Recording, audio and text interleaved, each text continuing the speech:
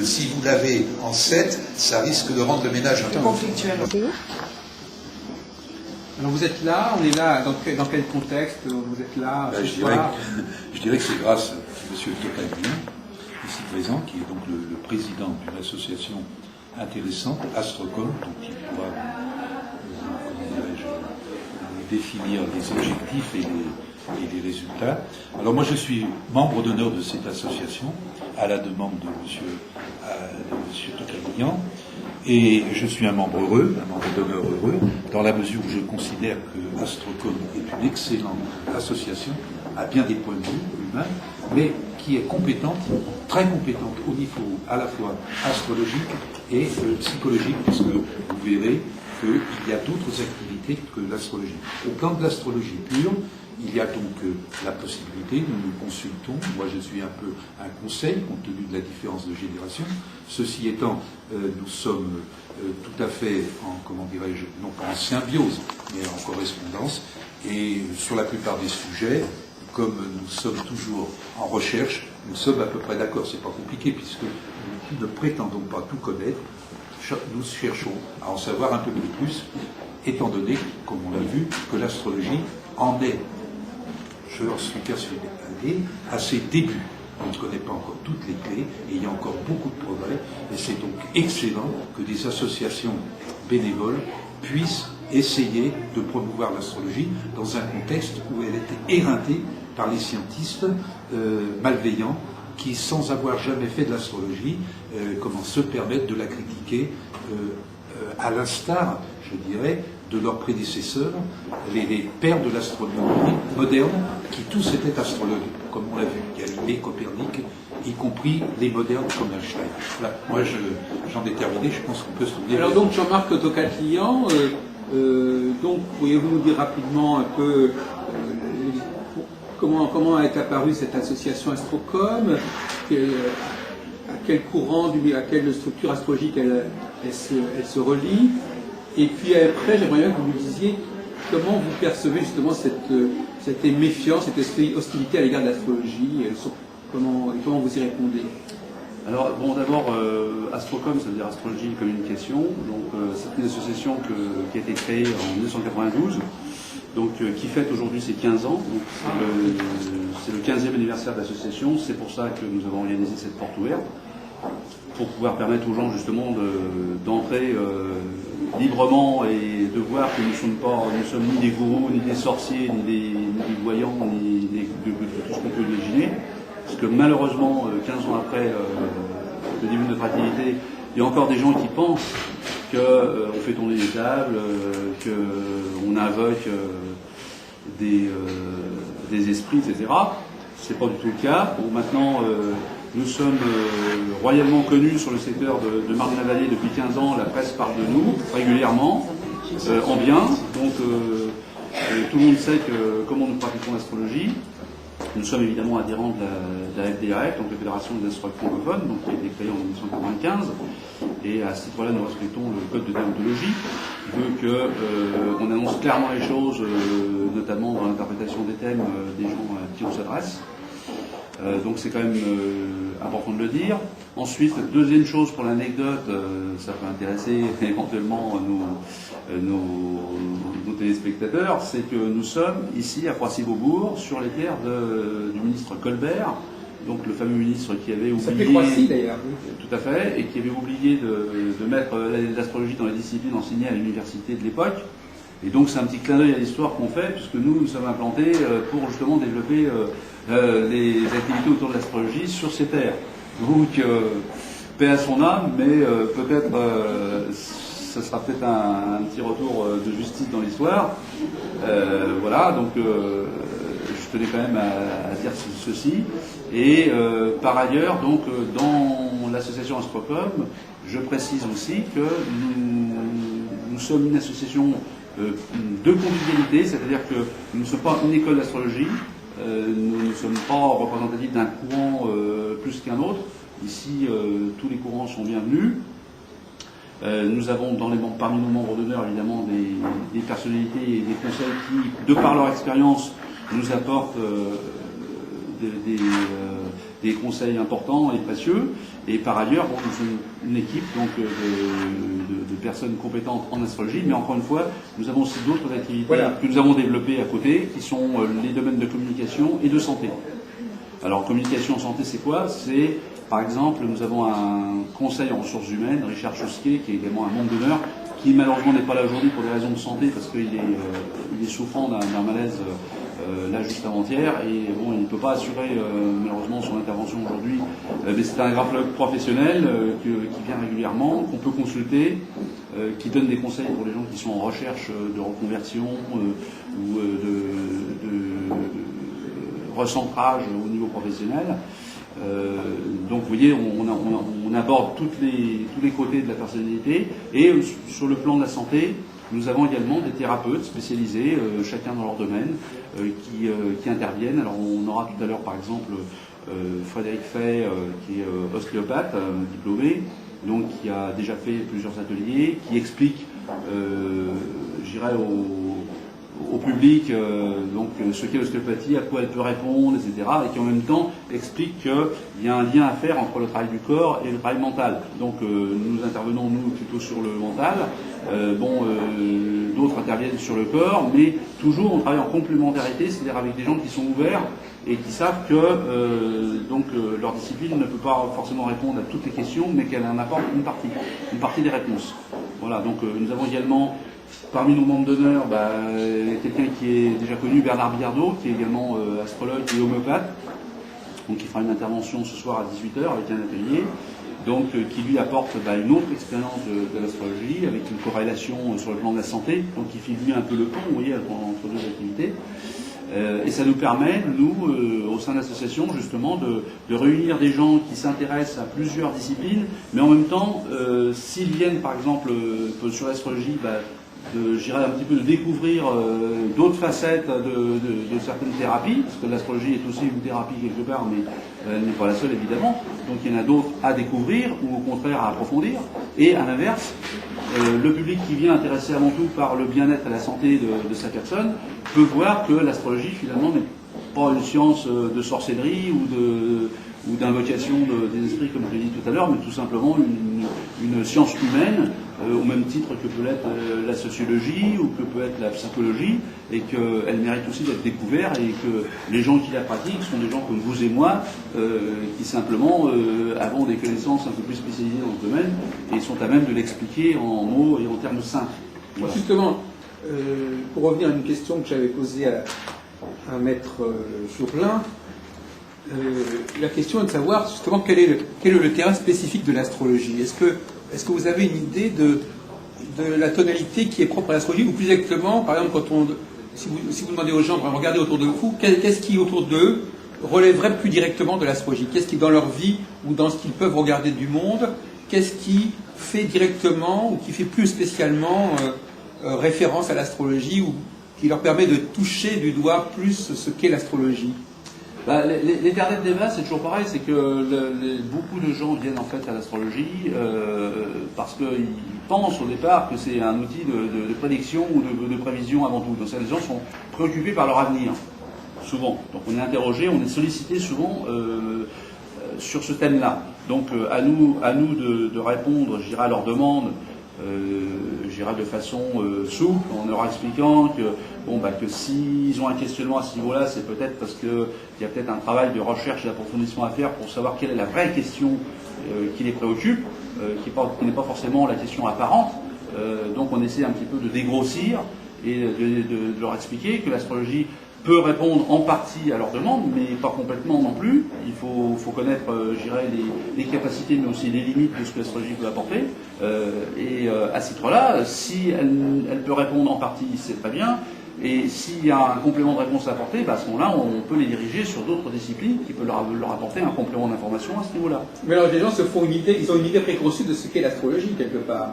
Oui, souvent quand même, malheureusement, à cause d'une certaine partie des médias qui continuent de véhiculer le fait que l'astrologie est un outil un peu de propagande de prévision, on a tendance à penser qu'on est assimilé un petit peu à la voyance. alors que c'est justement le combat du quotidien. On essaie d'expliquer au sein de l'association que l'astrologie, c'est pas du tout de la voyance, c'est un outil qui repose quand même sur des bases mathématiques au départ, que sont l'astronomie, et qu'à partir de là, il y a une corrélation et des correspondances entre le macrocosme et le microcosme, et que donc, statistiquement, on a des gens qui ont fait une recherche à ce niveau-là, comme par exemple Madame Zobrecht, qui était directeur de recherche au CNRS, donc qui a apporté un certain nombre de travaux qui viennent abonder le fait que l'astrologie repose quand même sur des bases quand même qui sont scientifiques, en tout cas dans la démarche. Oui, mais donc, alors, pour terminer ce que je disais, donc la première préoccupation des gens, c'est ça. Et la deuxième préoccupation, il y a quand même un autre domaine aussi qu'on doit citer, c'est, je dirais, le contexte collectif de l'astrologie mondiale, c'est-à-dire, je dirais, un petit peu les courants de pensée et aussi d'événements qui peuvent arriver dans les cycles qui viennent. Bon, par exemple, on aborde souvent la question de l'ère du Verseau, etc. Donc, des questionnements de profondeur de conscience qui, quand même, sont une petite partie, quand même, de ce que les gens nous demandent au niveau de l'astrologie. Alors, une autre question que j'ai posée tout à l'heure à Roger Benoît-Jourlin, c'est précisément est-ce que vous pensez qu'on peut vivre sans l'astrologie ? Est-ce qu'on peut organiser sa vie sans recourir à l'astrologie ? Oui, bien sûr, on peut toujours tout faire. Hein. Comme le dit très bien Roger Benoît dans ses ouvrages, il y a une part de déterminisme, mais on a aussi une part de libre arbitre. Donc, cette part de libre arbitre, bien sûr, on peut la travailler, on peut la gérer, comme bon le semble, chacun comme bon lui semble. Donc, si les gens sont, je dirais, de nature plutôt aptes, autonomes à gérer leur libre arbitre, ils peuvent toujours évidemment se passer de l'astrologie, c'est clair. Hein. Mais bon, à un moment donné ou à un autre, la vie les interpellera sur des moments peut-être un peu particuliers où ils seront quand même régulièrement obligés de se reposer la question, est-ce que l'astrologie peut m'apporter certaines réponses que je n'ai pas obtenues par ailleurs ? Ça, c'est clair. Alors, on va parler de la question du manichéisme. Parce que tout à l'heure, Roger nous parlait de bons aspects, de mauvais aspects, etc. Est-ce que pour vous c'est important que l'astrologue puisse dire ça va bien se passer ou ça va mal se passer ou ça sera un moment favorable ou défavorable? Est-ce que c'est de cet ordre-là? Est-ce que le langage astrologique se passe par cette expression, ce mode d'expression bien ou mal, ou est-ce que c'est autre chose? Je m'excuse, je n'ai pas dit qu'il y avait des bons ou des mauvais.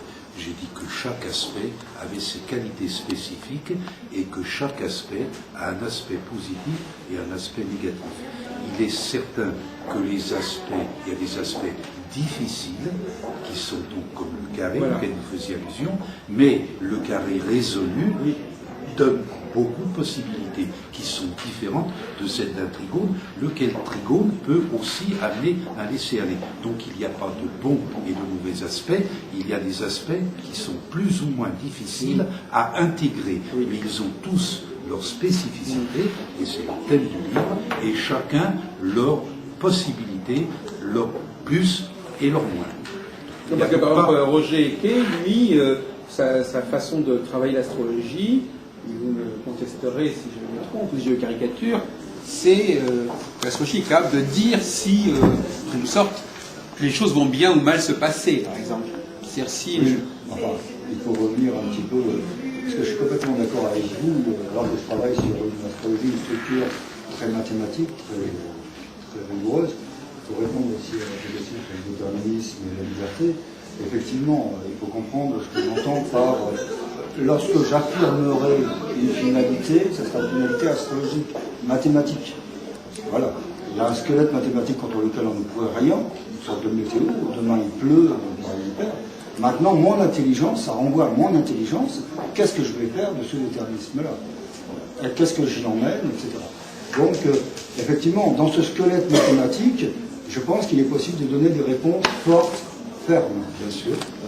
Après, le reste, on aborde là, après le domaine de la philosophie ou de la spiritualité, la possibilité de transcender ou d'accompagner plus ou moins bien. Et pour être plus précis en ce qui concerne les aspects auxquels on s'intéresse, les aspects sont ce qu'ils sont. Ils ont une signification avec chaque aspect.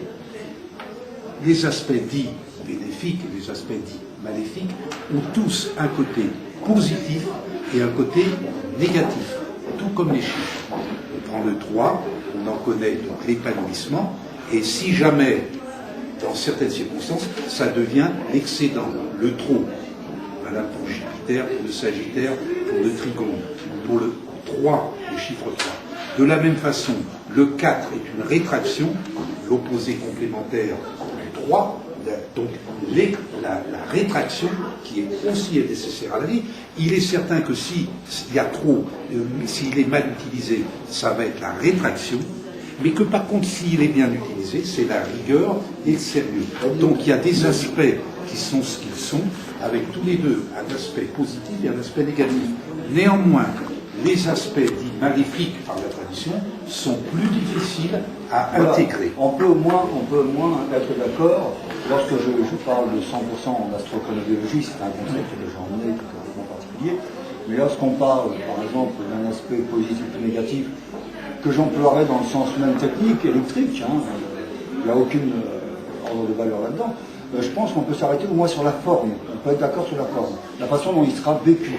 Maintenant, le fond, ce qu'il va provoquer, ce qu'il va engendrer, etc., là, peut-être c'est beaucoup plus malléable. Mais sur la forme de l'aspect, la façon dont on va le vivre, il va nous accompagner, je pense qu'on peut être tous d'accord, le carré est plus tendu. Bien sûr, par définition, puisque c'est la rétraction. Donc, tous les aspects font partie d'un cycle, ils sont tous nécessaires à la vie.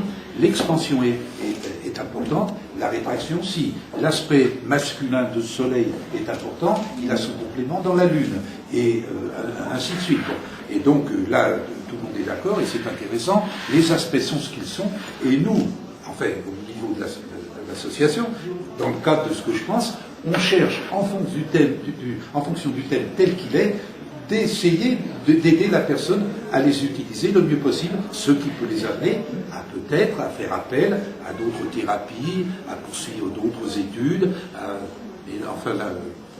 oui, du coup, ça devient, je dirais, un petit peu du domaine du conseil, quoi.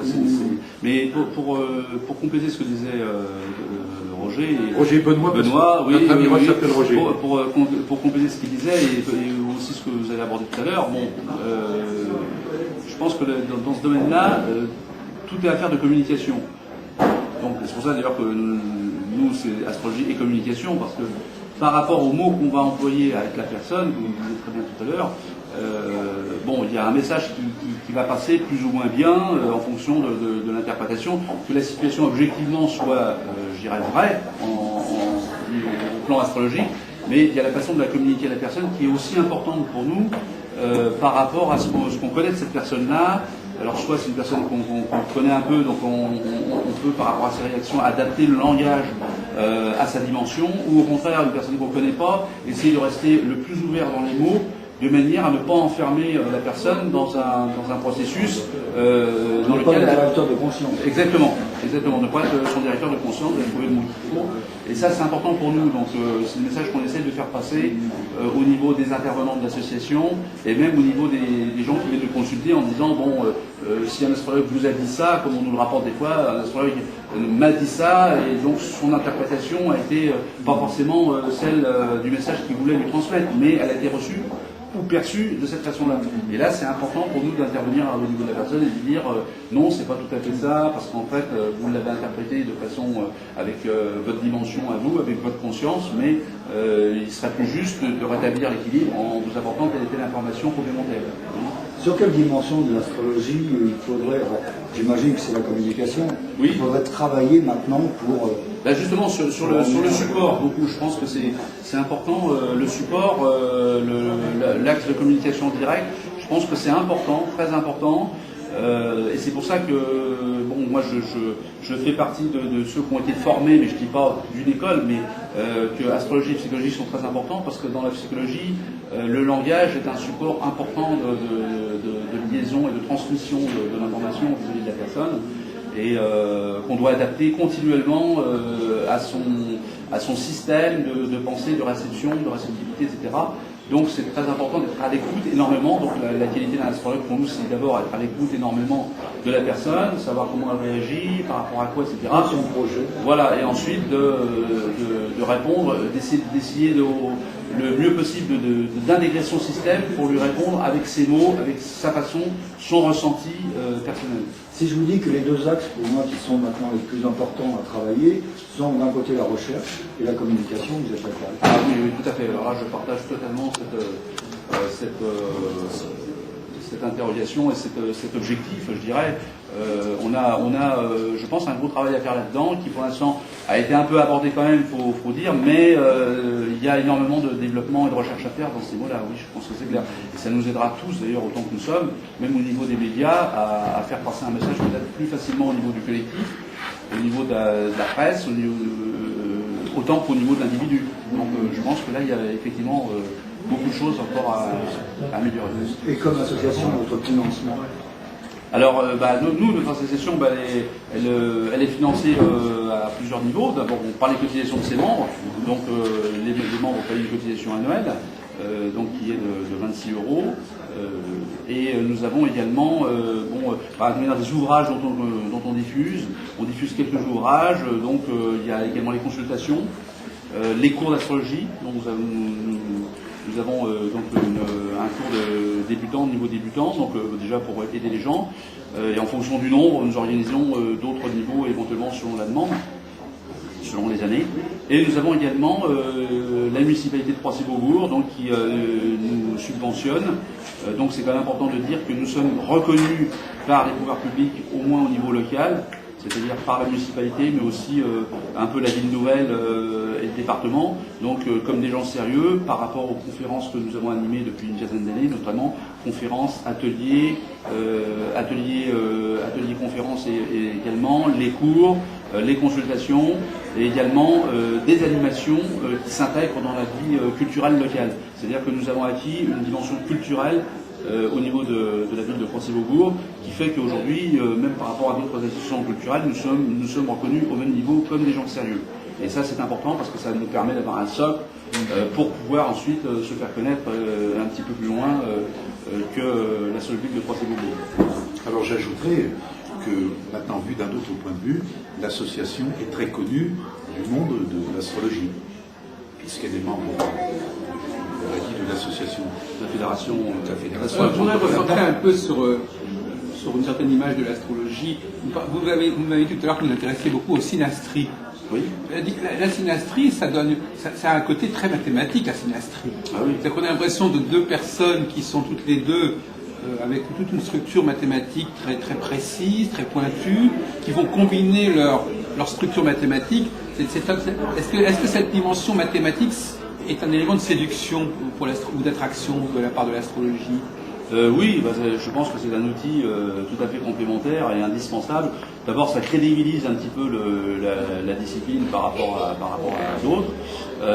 Ça permet aussi de rassurer certaines personnes. Et en même temps, ça permet aussi d'avoir un esprit de rigueur pour l'astrologue qui utilise dans sa démarche des outils reconnus pour, ensuite développer son interprétation de manière crédible. Donc je pense que c'est important de le dire.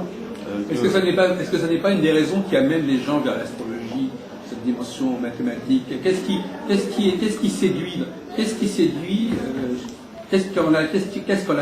qui dans l'astrologie séduit les gens qui vont en avoir une demande?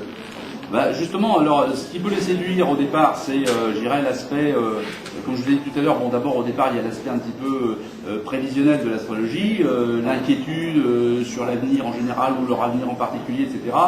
Un besoin peut-être de recentrage, de meilleure connaissance de soi, donc ça les interroge au départ. Donc c'est une première demande, apparente qu'ils expriment.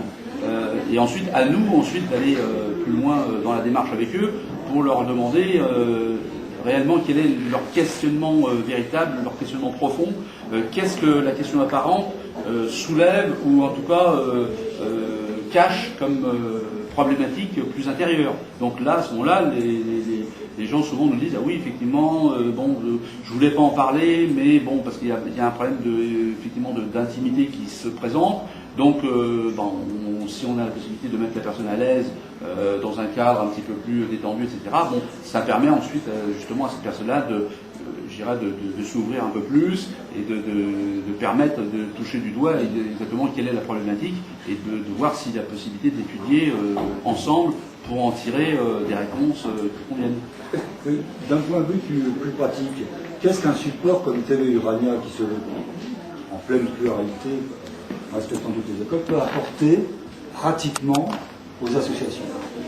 À part être simplement un relais, ça serait déjà pas mal de vos informations propres. Oui, alors un relais déjà parce que TV Urania a au moins le mérite d'exister en tant que thématique, alors que c'est pas a priori le domaine de prédilection des télévisions numériques qui se développent. Et je pense que c'est très bien d'avoir pris cette place-là parce que je pense que la discipline de l'astrologie, le jour où elle réintégrera, je dirais, le niveau des disciplines cousines, on sera déjà, vous serez en tout cas déjà dans la classe et ça c'est très très bien. Ne pas laisser non plus n'importe qui s'emparer de l'astrologie à ce niveau-là, c'est important pour la défense de la discipline et c'est important aussi pour la crédibilité de l'ensemble des astrologues sérieux qui utilisent des modèles sérieux sur des bases reconnues, et mathématiques entre autres. Je pense que c'est important d'avoir ce support qui vraiment mérite d'être connu et surtout reconnu pour sa crédibilité. Alors, finalement, donc, pour vous, l'astrologie peut permettre de comprendre un être qui vient à peine de naître, par exemple. C'est-à-dire que le mystère de l'enfant, c'est important pour vous. Ça n'est pas...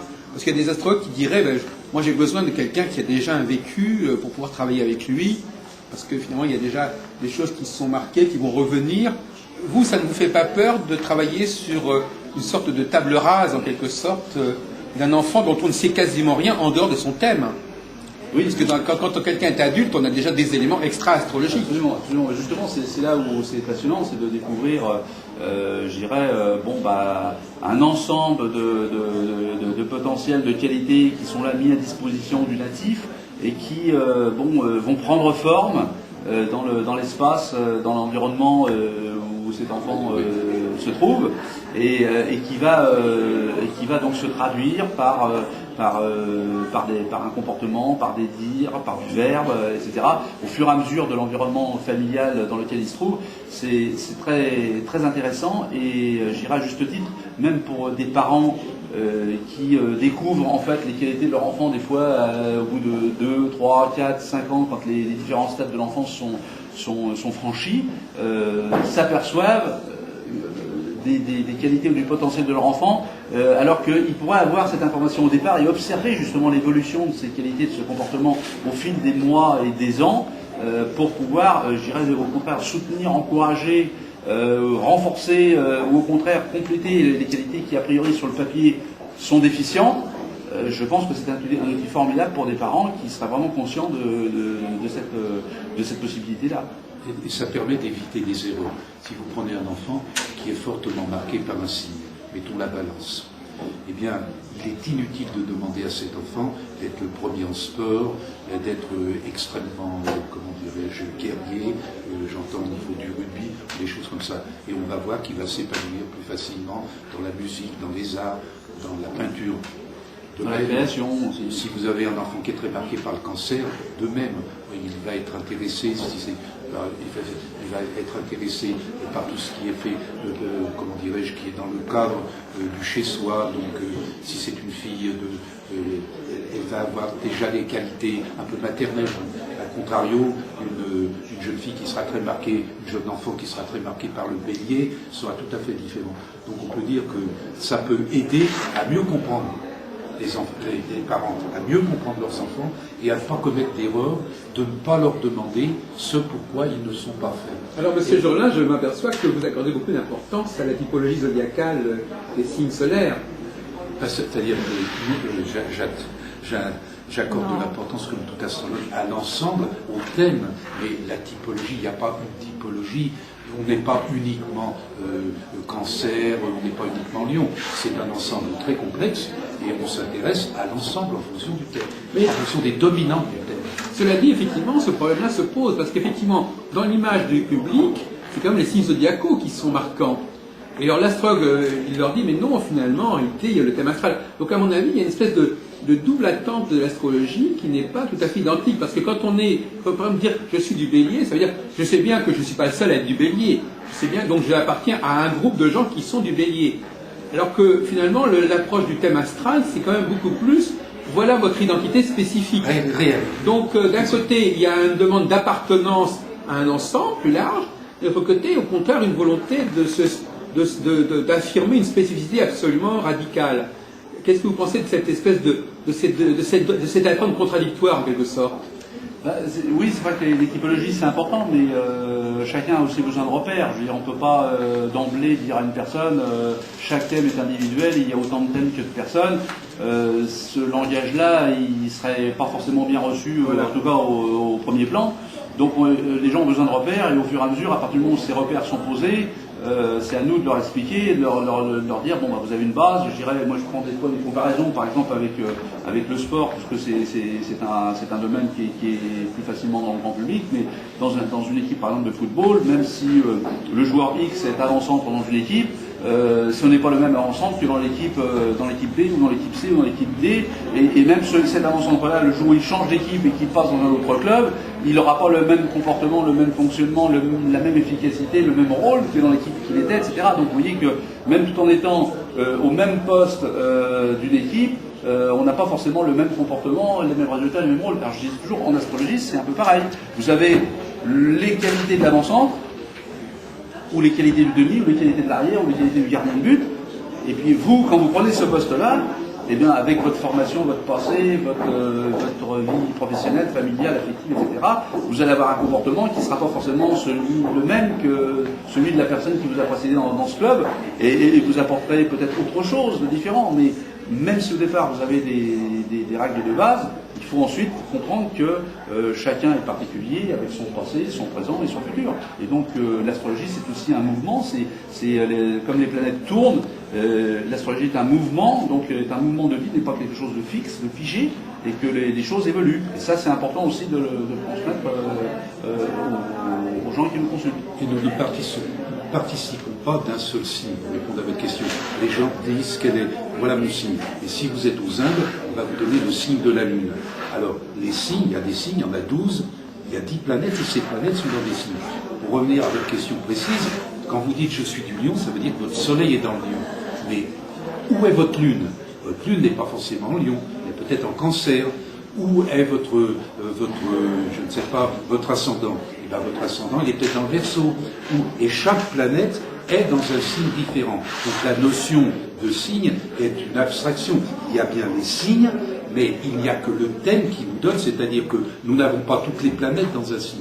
Alors, là, on sait que le Soleil, c'est la volonté, on sait que la Lune, c'est la sensibilité, on sait que Vénus, c'est l'affectivité, on sait que Mars, c'est l'action, on sait que Jupiter, c'est l'expansion, on sait que Saturne, c'est la rétraction, on sait que, donc, ainsi, d'une façon, donc, on ne peut pas dire qu'on est d'un signe, pour répondre à votre question.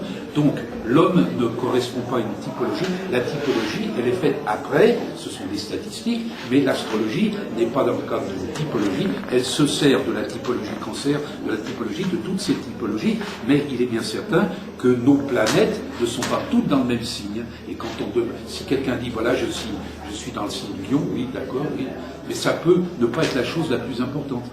Ça peut être... Ma question, c'est savoir si l'astrologie sert avant tout à affirmer l'individualité de la personne, ou au contraire permet de prendre conscience d'une sorte de destin collectif. Ce sont deux attentes totalement différentes. Soit dans notre société, est-ce que les gens sont plus en demande de retour vers eux-mêmes, ou est-ce que quelque part ils cherchent aussi à savoir s'il y a quelque chose est-ce qu'ils ont quelque chose de commun avec autrui, avec d'autres personnes? Bien sûr. Donc L'astrologie répond à ce double souci. Voilà, c'est ça.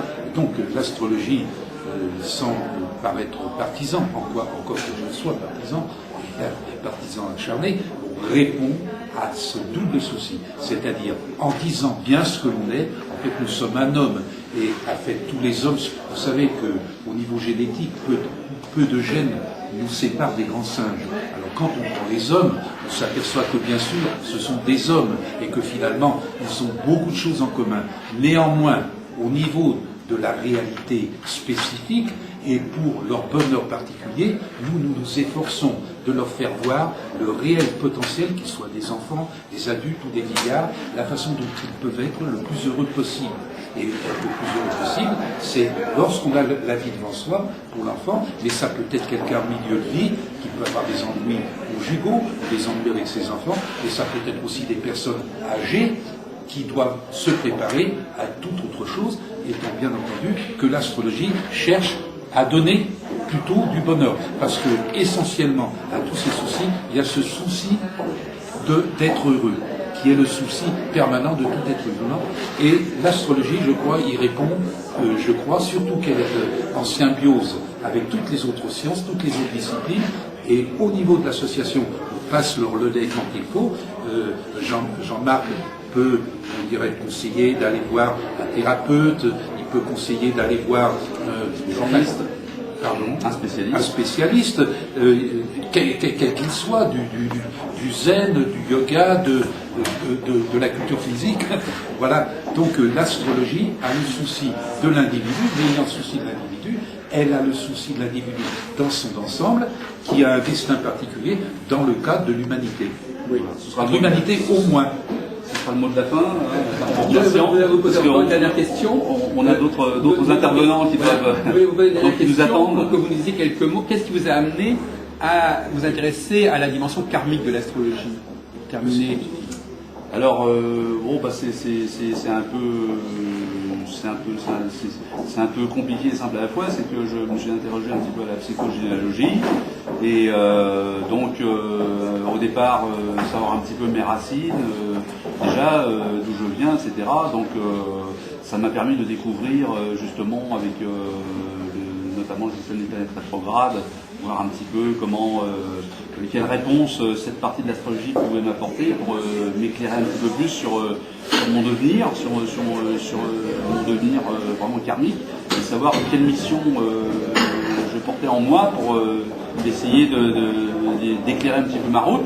Et ça m'a apporté une autre face de l'information qui est quand même importante Et complémentaire. Et complémentaire. Il n'y a pas antinomie. Voilà. C'est-à-dire que bien souvent, ce que donne l'industrie, l'astrologie karmique au sens technique, même sans faire appel à des réincarnations des dieux, elle vous donne un éclairage qui est tout à fait complémentaire. C'est-à-dire, on peut dire que il y a d'une part les éléments qui ont été ceux qui sont les éléments qu'on connaît, mais il y a aussi d'autres éléments qui peuvent être l'éther, et donc de toutes les façons, l'astrologie karmique, par les nœuds, par les planètes rétrogrades, permet d'éclairer, de compléter, et finalement de trouver une cohérence finalement entre l'astrologie occidentale et la tradition indienne. Vous ne pensez pas, par opposition à la dimension mathématique, vous ne pensez pas que l'astrologie karmique, ça peut parfois gêner certaines personnes au niveau du public? Ah si, bien sûr, ça touche quand même, ça touche, je dirais, beaucoup plus l'intimité de la personne à ce niveau-là, et c'est vrai que c'est toujours un peu délicat, donc ça c'est pour ça que vous appelez la communication. Voilà, communication, parce qu'on veut aborder cet aspect-là, je dirais, à un deuxième niveau, en fonction des besoins et de la demande, et du questionnement de la personne qui se trouve devant nous. Voilà, donc j'espère avoir répondu, en vous remerciant d'avoir répondu à l'essentiel de vos questions, et je vous remercie Merci de nous avoir accueillis à ce sujet. Merci.